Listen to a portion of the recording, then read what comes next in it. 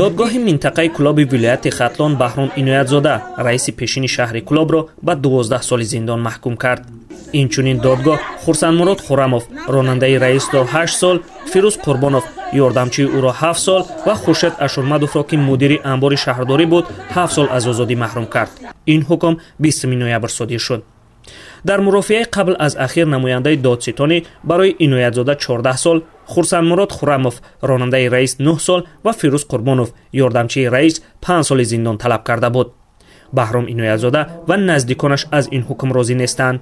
наздикони шаҳрдории собиқ мегӯянд ки 37 соли худро сарфи корҳои давлат кардааст ва инро бояд додгоҳ дар назар мегирифт.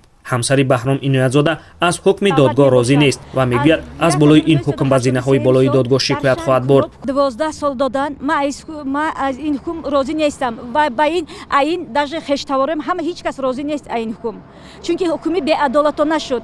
суд якуни мо рафсос, лекин якуни мо ба ҳамин гардан шумо мондаги айбу тасдиқи худаша наёфт.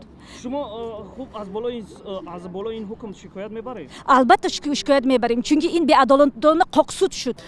баҳром иноятзода ки моҳи июли имсол аз ҷониби маъмурони кумитаи давлатии амнияти миллӣ боздошт шуд бар асоси моддаҳои сӯистифода аз ваколатҳои мансабӣ, гирифтани пора дар ҳаҷми бузург, аз они худ кардани молу мулки ба зиммааш гузошта шуда, қаллобӣ, ғайриқонунӣ додани қидаи замин, қонунӣ гардонидани даромадҳои бо роҳи ҷиноят ба даст омада айбдор шуда буд. баҳром иноятзода дар гузашта раиси шаҳри Истаравшан ва вакили маҷлиси миллӣ буд ва моҳи майи соли гузашта раиси шаҳри Кӯлоб таъин шуд. номи ӯ дар моҳи феврали соли равон замоне пурсару садо шуд ки моликони ширкати Комил 2010 мансуб ба писари Бек Сабур, раиси хадамоти алоқа ва қудои президенти Тоҷикистонро танқид кард. иноятзода аз камтарин роҳбарони шаҳру ноҳияҳо аст ки дар замони сари кор буданаш дастгир мешавад. ӯро рӯзи боздошташ бо фармони президенти Тоҷикистон аз вазифа барканор карданд.